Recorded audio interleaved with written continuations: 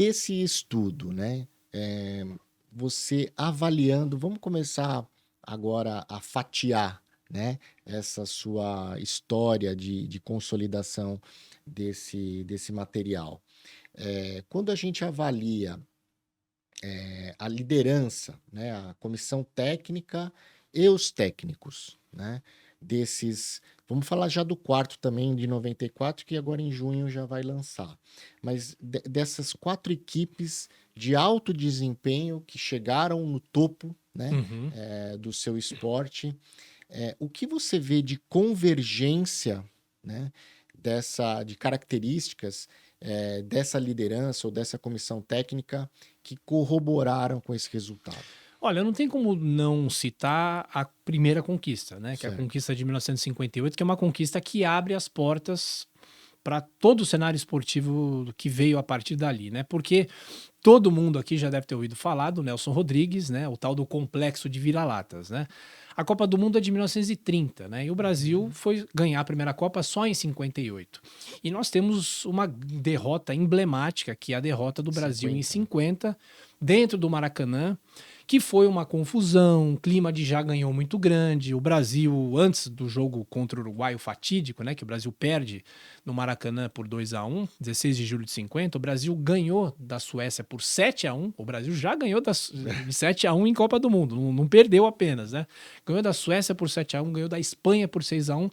E o clima de já ganhou tomou conta da imprensa, da torcida, a comissão técnica, que era uma comissão razoavelmente experiente, né? O técnico era o Flávio Costa, mas foi uma comissão que fez muitas concessões para políticos, abriu a concentração para a entrada de políticos, para a entrada de torcedores, ou seja, foi uma bagunça, né?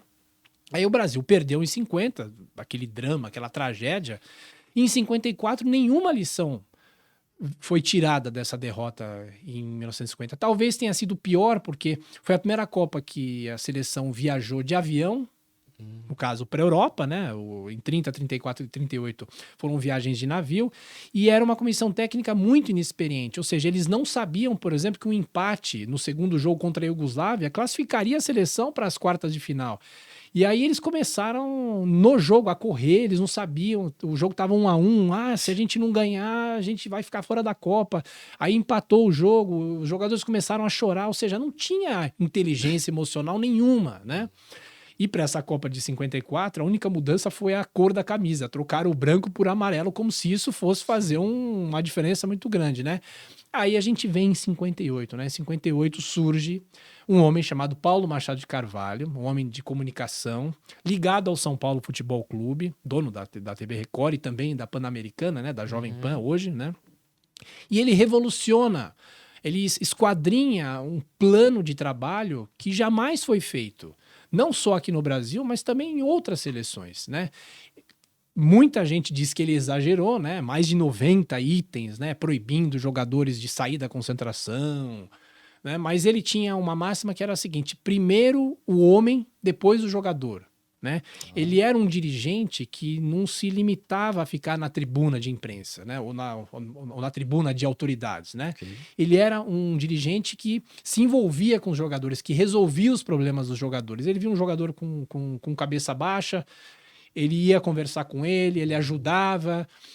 Tem as lendas também da Copa, tem as histórias que tinha muita saudade, né? Eles ficavam com saudade dos familiares no Brasil, porque eles não deixaram ir familiar nenhum para não atrapalhar. Não tinha nada, né? Ele arrumou uma vez um equipamento de rádio amador para os jogadores falarem com as famílias, né? O Gilmar dos Santos Neves, que era o goleiro do Brasil. E é claro, você não tem como montar uma equipe se você não tem grandes jogadores, né? Então você tem uma estrutura muito bem montada, com uma boa preparação física e até um psicólogo, que foi... Isso daí na época deu uma celeuma, né? Pra que psicólogo e tudo mais. Eu ainda acho que o psicólogo chegou lá só para dar uma intimidada nos jogadores, né? Ele não ia falar que o Garrincha podia jogar ou não podia jogar. Tanto é que ele falou que o Garrincha não tinha uma inteligência emocional para jogar, mas aí o técnico, que era o Vicente Fiola, falou, não, ele vai jogar, porque ele é o Garrincha, né? E aí tem o surgimento de duas lendas do futebol brasileiro, o Pelé e o Garrincha. Então, foi uma soma de uma estrutura bem montada pela primeira vez, uma estrutura que abre portas para as outras conquistas, mas o complexo de vira-latas começa a cair por causa dos gênios que o futebol brasileiro produziu. O próprio Pelé com 17 anos, o próprio Garrincha, né? E isso, como eu falei, abre portas para a conquista de 62, que ainda era o Paulo Machado de Carvalho no comando da delegação, e depois os outros títulos, né, que aí já era uma coisa muito mais profissional, 1970, lá em 94, e a Copa de 2002 também.